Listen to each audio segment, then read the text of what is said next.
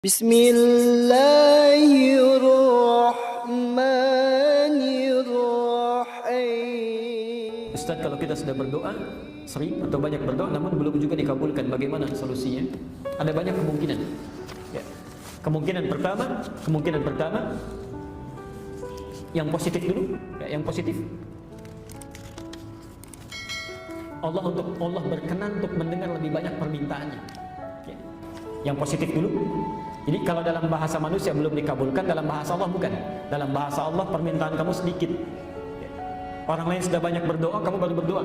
Maka Allah biarkan dia terus berdoa supaya meningkatkan amal ibadahnya, meningkatkan permohonannya. Bukankah dengan berdoa ada ibadah yang dilakukan? Ada nama yang disebutkan, ya. Ada kemudian gerakan-gerakan yang dilakukan. Bukankah itu semua memperbanyak pahala? Ya.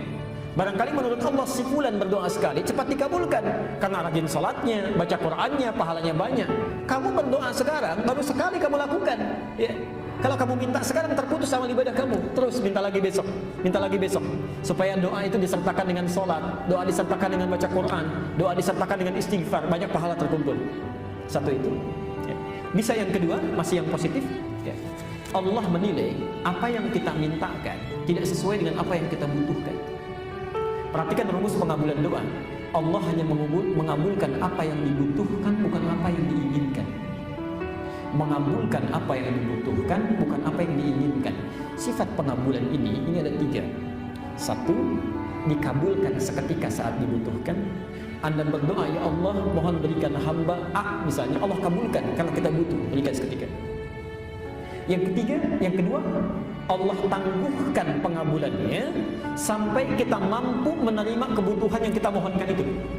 Karena saat dimintakan, dipandang kita belum mampu mendapatinya, belum mampu menjaganya. Ibu punya anak SD misalnya, ibu punya kemampuan, anaknya minta dibelikan motor. Saya tanya, dibelikan tidak?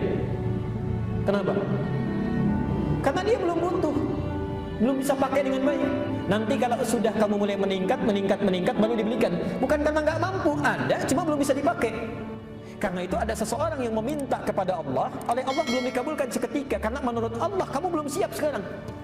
Nanti saat siap kamu akan diberikan. Ya. Ada yang terkait dengan harta benda, ada yang terkait dengan keturunan. Ya. Ibu bisa terbayang nggak? Nabi minta kepada Allah supaya kiblatnya dipindahkan dari Masjidil Aqsa ke Masjidil Haram. Minta selama 3 tahun baru dikabulkan. Minta saat di Mekah dikabulkan di Madinah. 3 tahun dikabulkan. Nabi, Rasul dijamin masuk surga, bebas dari kesalahan, surga tingkat paling tinggi. Berdoa kepada Allah 3 tahun baru dikabulkan.